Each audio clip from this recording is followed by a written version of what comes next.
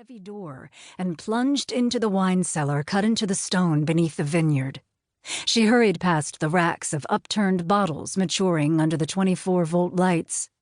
This young wine, not yet champagne, was her family's legacy, their future. The bottles at the back of the cellar represented their past. Gabrielle had personally selected the most valuable blends from the last 2 decades.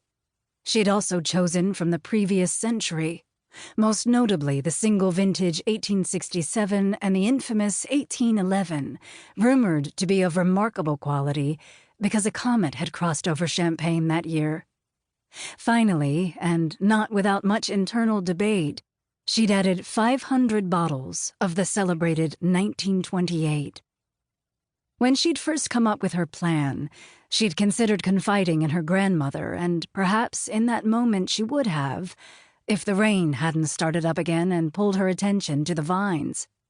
Now she was glad for the interruption. What her grandmother didn't know, she couldn't worry over. Gabrielle alone would carry this secret, this burden. 20,000 bottles were a mere drop in their stock, but enough to start over if the worst happened and the Nazis... She did not let her mind finish the thought. She went to work instead, constructing one horizontal row of stone at a time, bottom to top. Last week, she had instructed her vineyard manager to place the stones in this part of the cellar. He'd given her no argument. His loyalty had encouraged her to confess her intent, but he'd stopped her, hand on her arm, and said, "What is left unspoken can never be repeated." Pierre was not wrong, but Gabrielle could have used his help tonight. Her unschooled methods proved full of error and wasted precious time. Beads of sweat trickled into her eyes. She wiped at her face with her sleeve, hardly noticing how the dirt coated her hands and dug under her cracked fingernails. Her muscles cried out from fatigue. 1 hour turned into 2, 2 into 3. Then she stepped back, and her stomach swooped from satisfaction to despair in an instant. Her construction was faulty at best. Someone will notice the wall, only if she let them in this part of the cellar.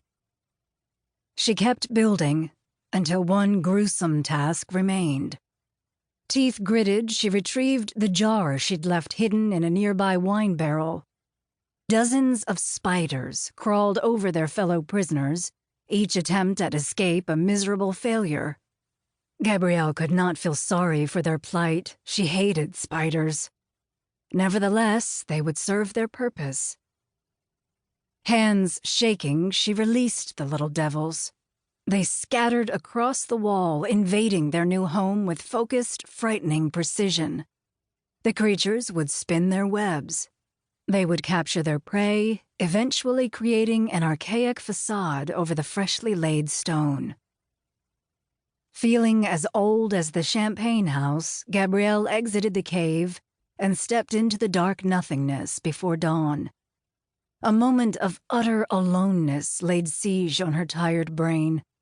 She nearly stumbled under the weight of it, but managed to keep moving toward shelter, toward home. The rain still fell, slow and steady, stippling the puddles at her feet. Back in her room, she tossed her clothing in the basket with the other muddied garments she'd worn in the vineyard the previous day, and the one before that. Promising herself she would take a short rest, a few minutes, nothing more, Gabrielle collapsed atop her bed. She fell into a fitful sleep, dreaming of crumbling walls and giant spiders. The grotesque bodies marched across a blood-red field, their 8 legs becoming 4, then morphing into Nazi swastikas. They circled around her, round and round, spinning until her arms and legs were trapped and she could no longer move, no longer breathe. She woke, gasping for air, her heart battering against her ribs. Only a dream, she told herself, not real. She blinked into the pre-dawn light, again and again. But the terrifying images of spiders remained.